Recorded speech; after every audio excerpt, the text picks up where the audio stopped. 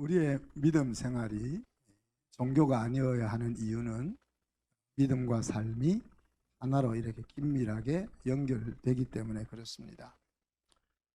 사람이 살아가는데 필요해서 만들어낸 신과 관계하는 것을 우리는 종교다 그렇게 부르죠. 그래서 인간이 고안한 건전한 종교에도 사실 순기능이 많이 존재합니다. 그렇지만 그것으로는 우리의 인생을 행복하게 이끌어 줄 수는 없지요. 그래서 우리가 찾아간 하나님이 아니라 우리를 찾아오신 하나님을 만나서 함께하는 그 신앙이 필요한 것입니다. 하나님과 우리의 관계를 성경에서 한 크게 세 가지 정도로 설정하고 있는데, 첫째는 창조주와 피조물과의 관계로 설정하죠. 그래서 이것을 통해서 우리의 한계가 어딘지 하는 것들을 정해줍니다. 하나님이 에덴 동산에 온갖 과실을 다 먹게 하셨지만 선악을 알게 하는 나무는 먹지 마라 하시면서 당신이 창조주고 우리가 피조물인 것을 기억하게 하시는 거죠. 두 번째 관계 설정은 왕과 백성이라는 설정입니다. 하나님이 다스리는 하나님의 나라의 관점에서 이야기하시는 거죠. 오늘날 우리가 살고 있는 세상은 사람이 왕이 되어 다스리는 세상.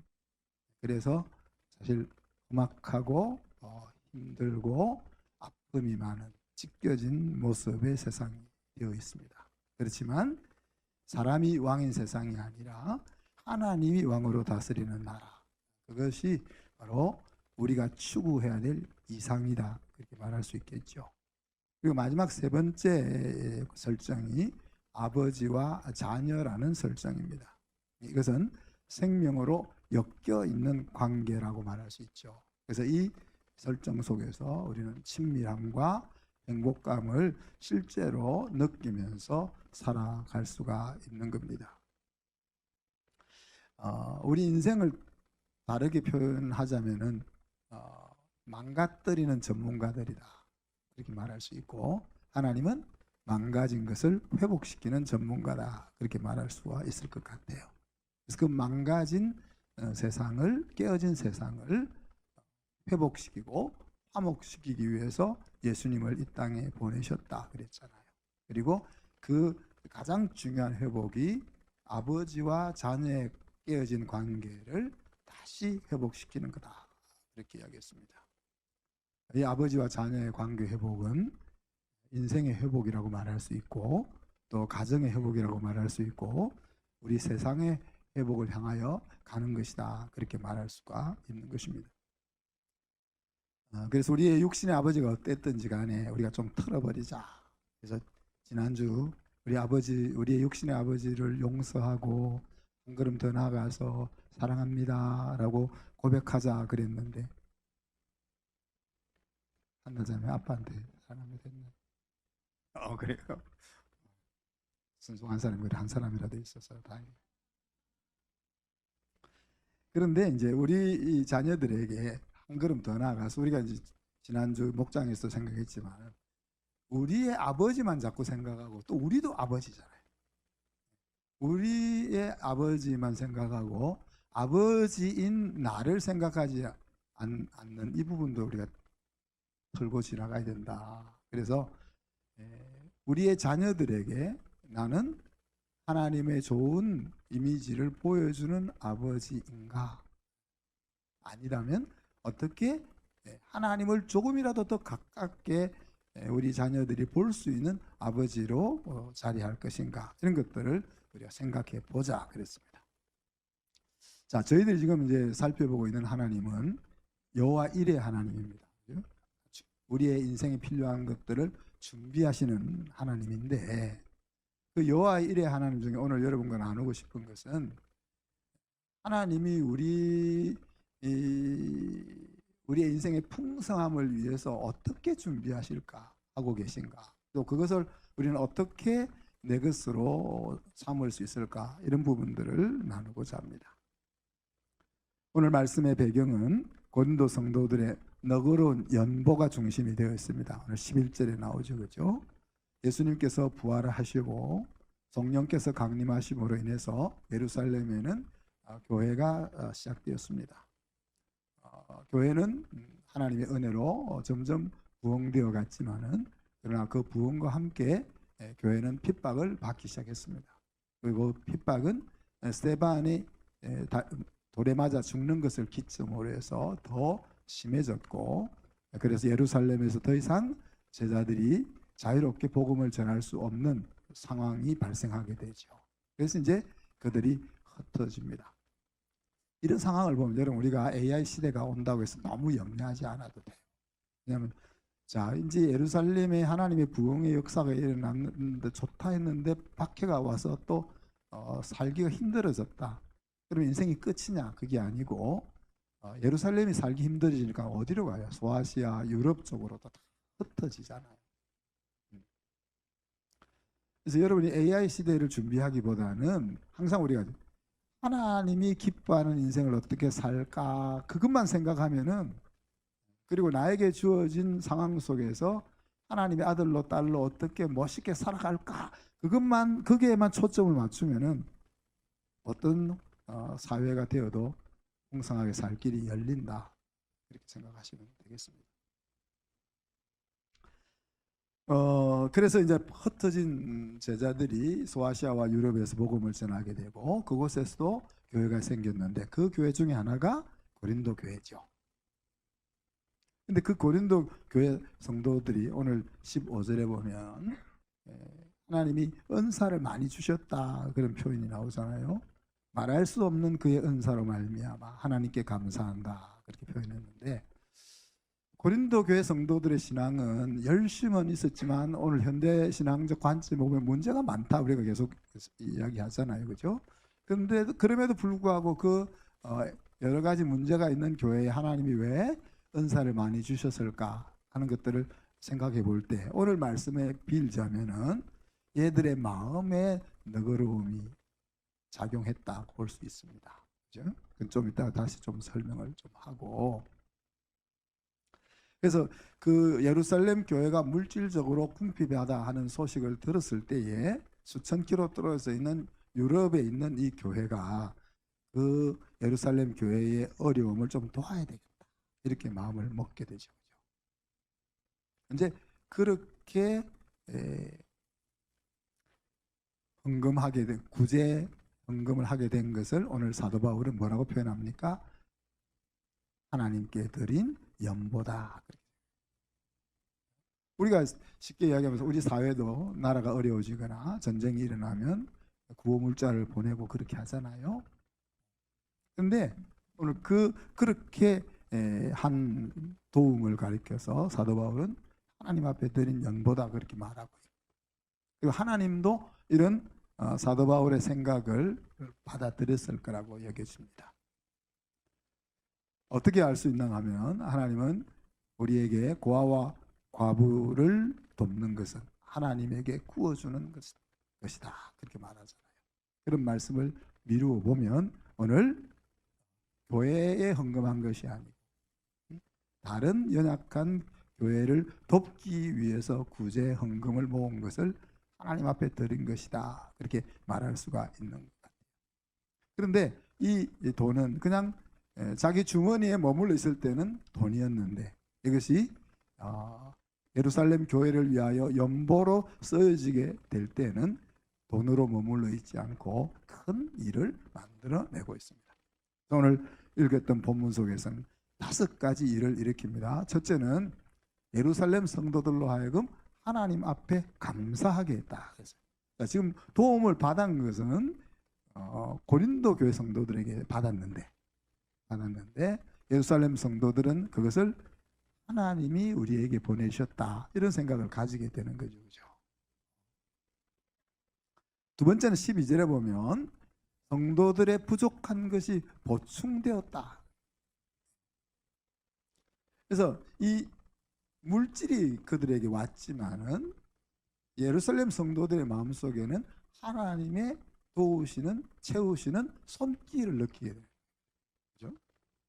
그 다음에 13절에 보면 더 나아가서 이 일을 행하신 하나님 앞에 영광을 돌렸다. 그렇게 하나님을 높였다는 얘기죠. 그리고 14절에 네 번째 나오는 내용은 예루살렘 성도들이 고린도 교회 성도들을 엄청 좋게 생각하게 되었다. 그래서 다르게 이야기하면 고린도 교회 성도들이 예루살렘 교회 성도들의 마음을 얻어. 그래서 예루살렘 교회 성도들이 고린도 교회를 위하여 기도하고 사모하고 그랬다 그랬어요. 여러분, 사람의 마음을 얻는다는 것이 참 쉽지 않죠, 그죠? 우리가 결혼하기 전에 배우자 될 사람의 마음을 얻기 위해서 별의별 짓을 다 하잖아요. 그래서 고기를 낚은 뒤에도 왜 미끼를 안 주냐 그런 말을 하지만 그죠? 고기를 잡기 위해서 우리가 별의별 짓을 하는데 그만큼 사람의 마음을 얻는다는 것이 참 쉬운 일이 아니지 않습니까? 그런데 그 돈 몇 푼이 고린도교 성도들이 예루살렘 교회를 위하여 준 돈 몇 푼이 그들의 마음을 얻는 일을 하고 있는 겁니다. 우리가 사실 뭐 10만 원, 100만 원, 1000만 원으로 사람의 마음을 살 수 있다면 얼마든지 우리가 그렇게 할 수 있지 않겠어요, 그죠? 그런데 그런 일들이 일어났다. 그리고 마지막 15번째는 15절에 보면 사도 바울로 하여금 하나님께 감사하게 했다 그랬어요, 그죠? 하나님이 주신 말할 수 없는 은사로 인하여 사도 바울이 하나님께 감사했다. 그래서 고린도 교회의 풍성한 은사가 이런 예루살렘 고린도 교회 성도들이 힘든 교회를 보면서 그 마음의 문을 닫지 않고 그들을 도우려고 하는 그런 마음들과 연결되어 있지 않겠나 생각을 해보는 겁니다. 사도 바울은 이런 아름다운 일을 행한 성도들을 칭찬하지요. 그리고 칭찬에 끝나지 아니하고 그들의 인생을 풍성한 삶으로 이끌어줄 진리 두 가지를 알려주려고 합니다. 자, 6절 우리가 같이 한번 읽어볼까요? 시작. 이것이 곧 적게 심는 자는 적게 거두고 많이 심는 자는 많이 거둔다는 말이로다. 자, 고린도 교회 성도들에게 너무 이뻐가지고 가르쳐주고 싶은 건 뭐예요? 거둠의 원리를 가르쳐주고 싶어요. 사실 이 원리는 우리 인생의 어둠에 대한 모든 것에 적용이 되는 보편적인 진리입니다. 그렇죠? 전도를 할 때도, 양육을 할 때도, 자녀를 교육할 때도, 사업을 할 때도 내가 많은 열매를 거두기를 원한다면 투자를 많이 해야 하는 것입니다. 그런데 이 원리를 가르쳐 주려고 하는 이유는 어디 있겠어요? 너는 네가 적게 먹고 적게 심고 적게 먹어라 그렇게 가르쳐 주려고 이런 말을 하는 것은 아니질 거 아니에요? 여러분 생각해 보세요. 적게 심는 자는 적게 거두고 많이 심는 자는 많이 거둔다. 이 말을 하고 있는 그 선상의 의미가 뭡니까? 너도 많이 심어서 많이 거두었으면 좋겠다 그런 이야기잖아요. 그래서 그러한 풍성한 삶을 너희들이 살았으면 좋겠다. 너희들의 마음이 이렇게 형제들의 힘든 모습을 보면서 그들을 돕고자 하는 이런 마음들이 있는데 그런 마음들이 있다면 그런 너희들은 더 풍성하게 살았으면 좋겠다 하는 것이 이제 바울의 마음이죠. 근데 그러려면은 인색함이나 억지로 하지 마라. 무슨 말이에요? 이 마음에 없이 다른 사람이 하니까 아니면 보여주기 위해서 하는 형태로는 하지 마라 하는 이야기입니다. 그리고 이왕 한다면은 기쁜 마음으로, 즐거운 마음, 마치 내가 스스로 마음이 동해서 하는 것 같은 그런 태도를 가지고 하라는 이야기죠. 마음이 없어도 우리가 또 하게 될 때가 있잖아요. 어떤 때 내 위치도 있고 또 사람 눈치도 보이고 할 때, 근데 그때는 순식간에 빨리 마음을 어차피 해야 될 거잖아요. 순식간에 마음을 바꿔봐요. 이것이 사람에게 보이기 위한 것이 아니라 정말 중심으로 그런 마음을 가지는 것을 빨리 전환할 필요가 있다고 여기십니다. 자, 이런 일을 하려고 마음을 먹는 사람에게 하나님 뭐예요? 8절에 보면 은혜를 넘치게 하신다. 우리가 은혜가 없이는 살 수 없는 존재라는 것은 다 알잖아요. 그죠? 우리가 내 능력과 내 행한 대로만 살아야 한다. 그러면 너무 진짜 염려할 것이 많고 각박하고 힘들 것입니다. 그런데 알게 모르게 우리는 하나님의 은혜뿐만이 아니라 주변 사람들로부터 은혜 속에서 우리가 살아가게 되는 거죠. 그런데 하나님의 은혜가 더 넘치게 주어진다 그랬는데, 그렇게 은혜를 더 주시는 이유는 뭐예요? 달리는 말에 채찍질을 한다는 것처럼 이 선한 일을 하는 사람들에게 더 선한 일을 잘 할 수 있도록 하기 위해서 더 큰 은혜를 주신다는 이야기. 자, 두 번째 사도 바울이 알려주고 싶은 진리는 뭡니까? 10절 같이 읽어봅니다. 시작. 심는 자에게 씨와 먹을 양식을 주시는 이가 너희 심을 것을 주사 풍성하게 하시고 너희 의의 열매를 더하게 하시리니. 이 진리는 무엇을 알려주고 싶은 겁니까? 심는 것은 돈으로 심는 것이 아니고 마음으로 심는 거야 하는 것을.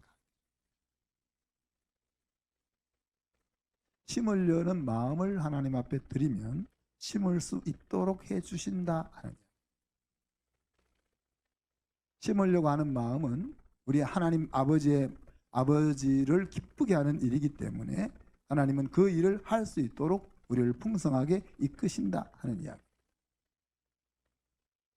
그래서 마음을 심으면 심을 것을 주시고 또 풍성하게 하시고 심는 자의 의의 열매가 더하게 하실 것을 약속하고 있는. 제가 이제 사람들을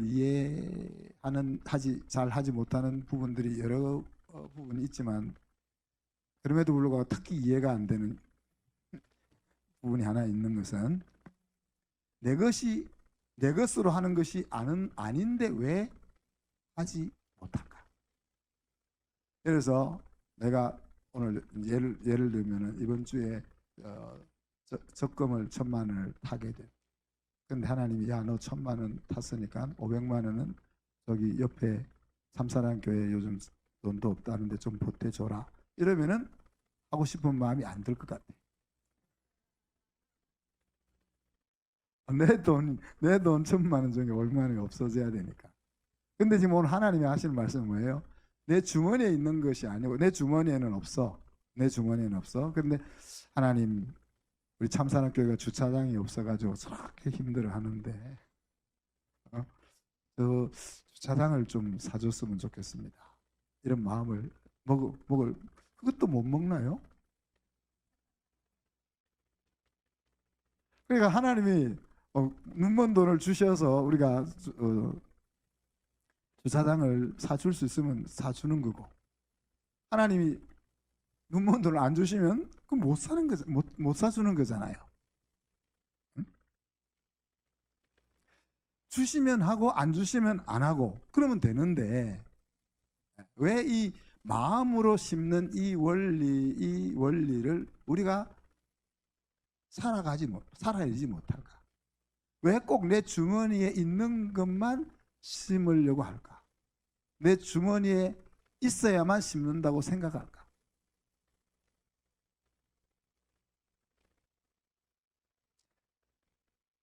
사도행전에 보면 베드로와 요한이 성전 미문으로 올라가다가 누구를 만납니까? 성전 미문에서 구걸하는 안전뱅이를 만나잖아요. 그 구걸하는 안전뱅이가 지금 복음을 듣고 싶은 것도 아니고 예수님의 진리를 듣고 싶은 것도 아니에요. 그냥 오늘 하루 먹고 살 동전이 필요한 거예요. 그래서 주세요, 한 푼 주세요 하고 있는 거예요. 그렇죠? 특히 예배 드리러 가는 사람이니까 마음이 좀 너그러울 거라고 생각하고 좋은 몫에 딱 앉아서 그 구걸을 하고 있는 거잖아요. 근데 베드로와 요한의 주머니에는 동전이 없었어요. 그러면 끝이잖아요. 이제 동전이 없으니까 미안하다, 내가 다음 주에 올 때 가지고 올 테니까 다음 주에도 와라. 이렇게 해야 되잖아요. 그런데 주머니에 동전이 없는 그 상황에서 베드로 요한은 어떻게 이야기하죠? 네가 구하는 것은 내가 없지만은 네가 구하지 않는 것 다른 거죠. 그러면서 일어나 걸어라 그러잖아요. 예수 이름으로 일어나 걸어라 그러잖아요. 우리는 왜 우리 주머니에 없으면은 할 수 없다고 생각하느냐? 하나님이 원하는 것은 내 주머니에서 하는 것을 원하지 않아.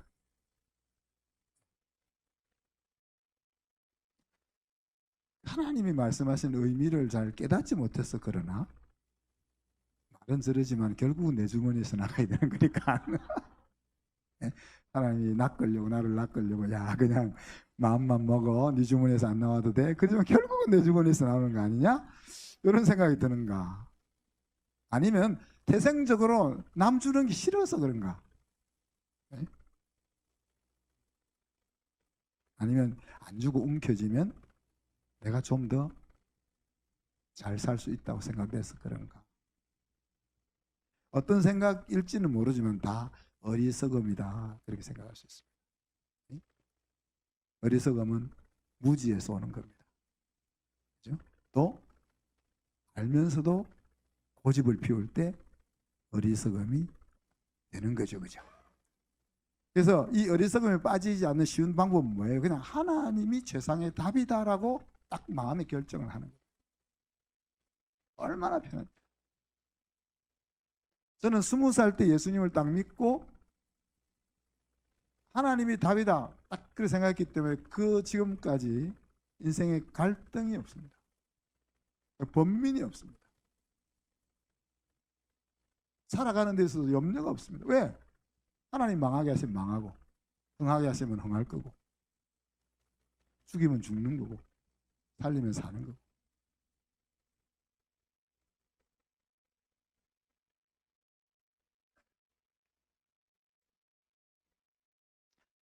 그렇게 마음을 하나님이 최상의 답이라고 생각하게 되면 거기서부터 이제 우리가 경험이 쌓이게 되고 그것이 믿음이 되고 그죠? 그러면 생각과 살아가는 삶의 방식이 심플해집니다. 그래서 야 어떻게 하면 잘할까 이것만 생각하고 어떻게 하면 잘할까 어떻게 하면 멋있게 할 수 있을까 이것만 생각할 수 있는 단순한 삶을 우리가 살 수 있는 거예요. 앞에서 언급드렸습니다만 사도 바울이 왜 이 멋있는 고린도 교회 성도들에게 이 두 가지 원리 진리를 소개할까요? 그것은 마음도 부자로 너희들이 살았으면 좋겠고 실제 생활도 부자로 살았으면 좋겠다 하는 겁니다. 우리가 복음을 전하는 이유도 궁극적으로는 그거예요. 그냥 우리가 복음을 전해서 우리 교회에 와서 함께 예배드렸으면 좋겠다. 그것보다 더 깊은 내용은 뭐예요? 하나님을 만나가지고 너 인생이 회복되고 갈등과 아픔들이 치유되고 그래서 하나님 주시는 복을 받아서 더 풍요로워지고 다른 사람을 도울 수 있는 자리까지 나아가는 그런 풍성한 삶을 살았으면 좋겠다 하는 것이 사실 전도에 있어서 중요한 이유가 되는 거잖아요. 심지어 사업도 마찬가지예요. 사업도 우리가 비즈니스를 통해서 돈을 버는 것이 사업이지만은 그러나 그 사업을 통해서 나와 연관되어 있는 사람들이 돈을 벌고 잘 먹고 잘 살고 풍요로워지고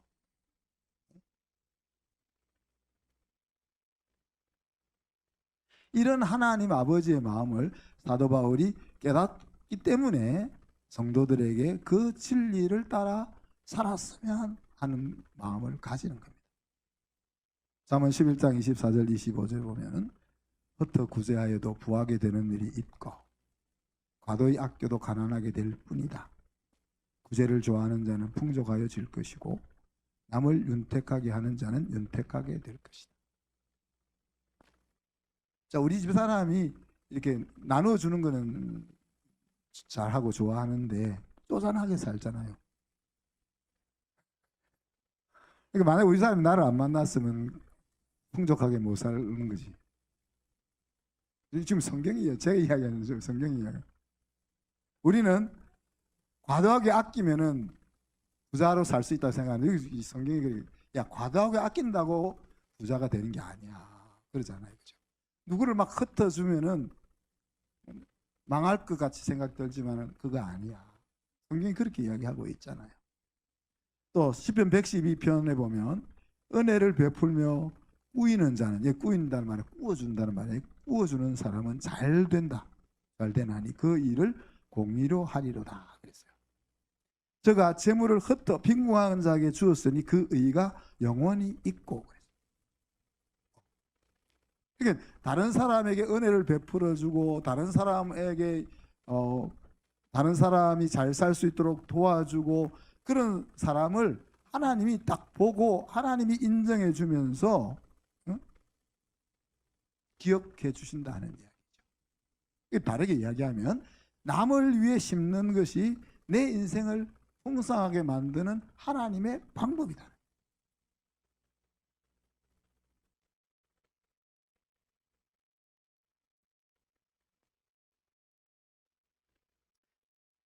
우리의 인생에 필요한 모든 것을 준비하고 공급하신 여호와 이레 하나님께서 공급하는 방식이 이거든. 다른 사람을 위해서 마음으로 심게 하셔서 그 마음을 통해서 우리에게 공급하시고 풍성한 삶을 살 수 있도록 이끄시는 분이 하나님이다. 그럼 하나님이 지난주에도 말씀드렸지만 전지전능하신 분이니까 태초부터 믿기로 작정된 자들은 야, 너 오늘부터 나를 믿어라.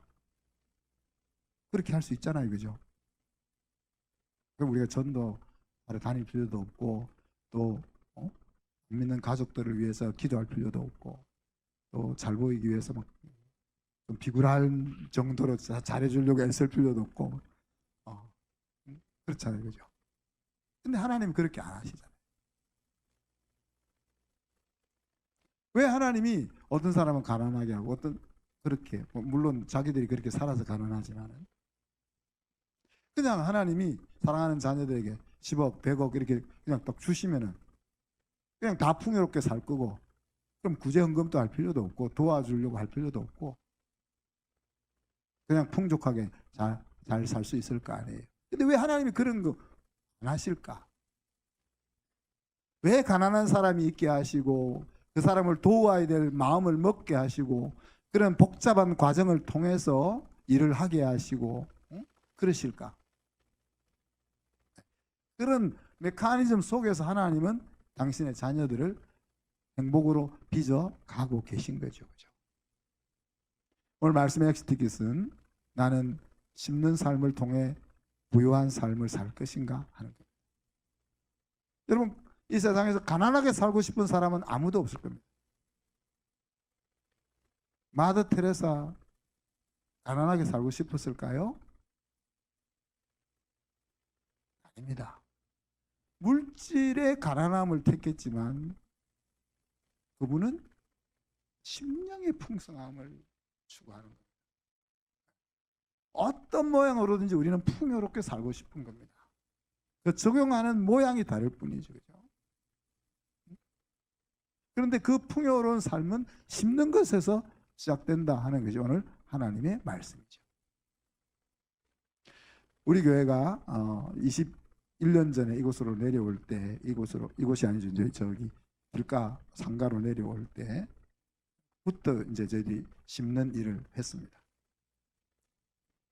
선교하고 구제하는 일에 또 지역사회를 봉사하는 일에 남아서가 아니라 심어야 하기 때문에 심었습니다.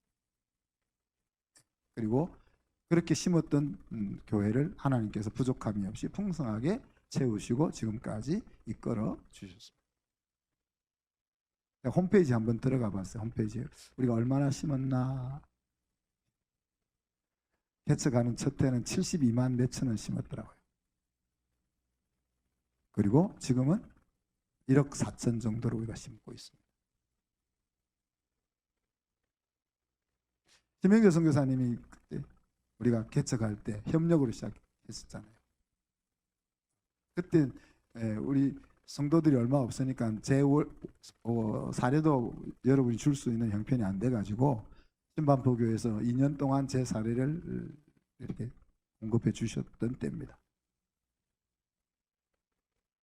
그런데 지금은 우리가 5가정의 선교사를 파송하고 또 12가정의 협력 선교사를 지원하고 7곳의 국내 기관을 후원하고 장학사역과 또 사랑의 열차 이런 등등을 하면서 선교와 구제를 섬기고 있는 거죠.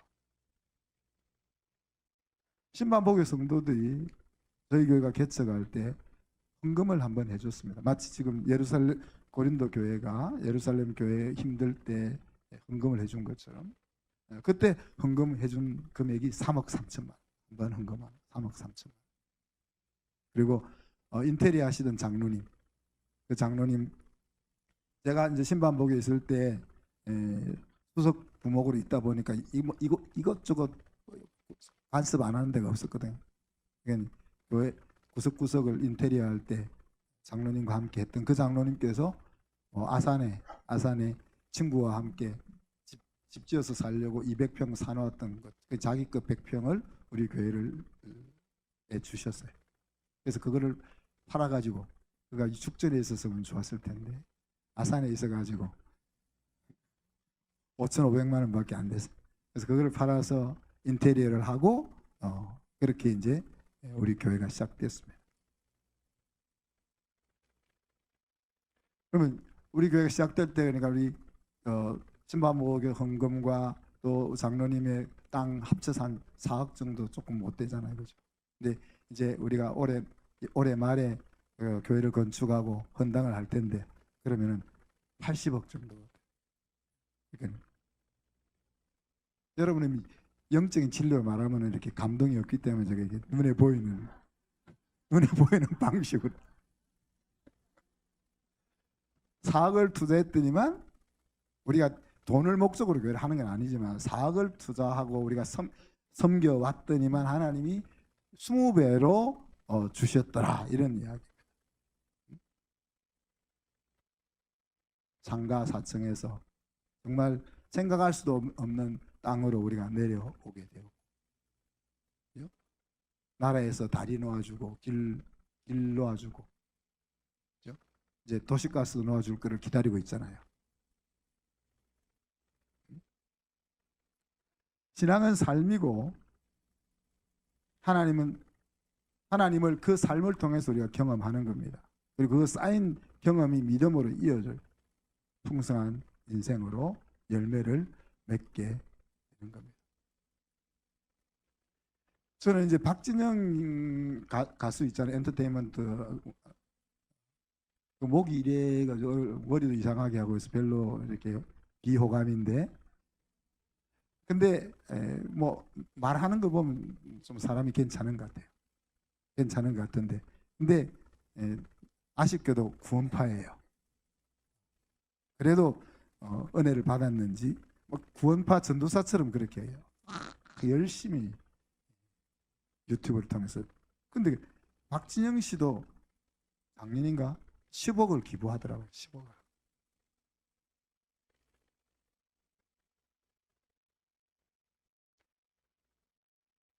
저와 여러분이 열심히 살아서 우리의 힘으로 풍요롭게 살 수도 있습니다. 그러나 오늘 하나님이 공급하시는 것을 통해서 풍성하게 사는 길도 있다라고 말씀하십니다. 고린도 교회 성도들 가운데서 제가 궁금한 것은 사도 바울의 이 가르침을 통해서 몇 명이 풍성한 인생을 경험했을까? 찾아보고 싶지만 찾아볼 수가 없죠, 그죠? 왜 제가 이런 데 관심이 있는가 하면 제가 우리 교회가 시작해서 지금 여기까지 온 것을 이렇게 좀 세속적인 방식으로 표현한 것처럼 일하시는 하나님을 확인시켜서 여러분이 그 일하시는 자리로까지 갔으면 하는 마음이 있기 때문에 그렇죠.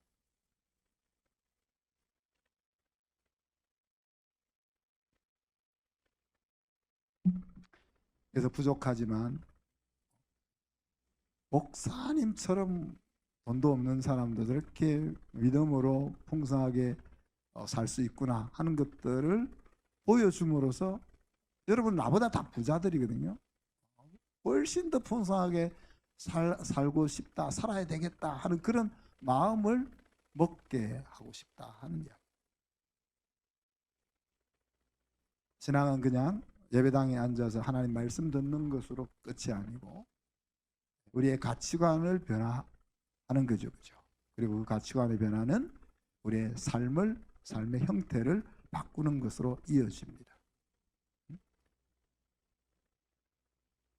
그래서 오늘 사도 바울이 고린도교 성도들을 설득하는 이 설득이 저와 여러분의 마음에 설득으로 다가왔으면 좋겠어요. 그래서 오늘 이 두 가지 진리, 많이 심은 대로 거둔다 하는 거, 그리고 심는 것은 내 주머니를 가지고 심는 것이 아니고 마음으로 심는 것이다. 그래서 하나님 허락하신 풍성한 삶을 경험할 수 있기를 바랍니다. 하나님은 우리에게 섬기는 자가 큰 자다 말씀하시죠. 주는 것이 받는 것보다 복이 있다 말씀하시죠. 너가 풍성하게 살고 싶은 욕심이 있다면 하나님 뭐라고 이야기하세요? 많이 심어라.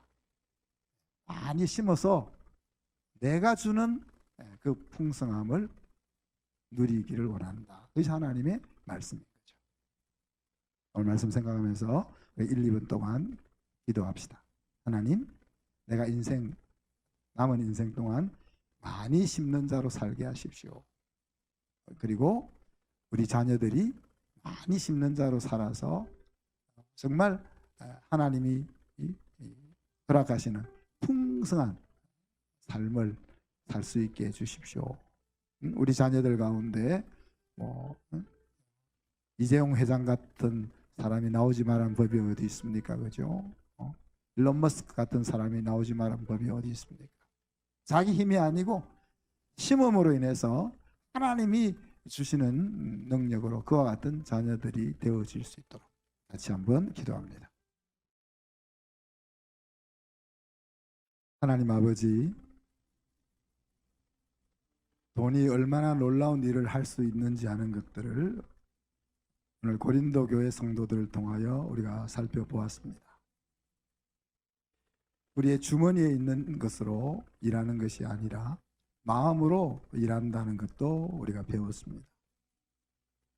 풍성하게 살고 싶은 우리의 마음 하나님께서 기쁘게 받아주시고 하나님이 공급하는 방식대로 풍성한 인생을 살고자 마음먹을 수 있는 저희들이 되게 하여 주옵소서. 많이 심는 자로 살게 하셔서 많이 거두게 하시고 그 많이 거둔 것으로 더 많은 사람들을 풍요롭게 하는 저희 한손교회가 되게 하여 주옵소서. 감사드리며 예수 그리스도 이름으로 기도하옵나이다. 아멘.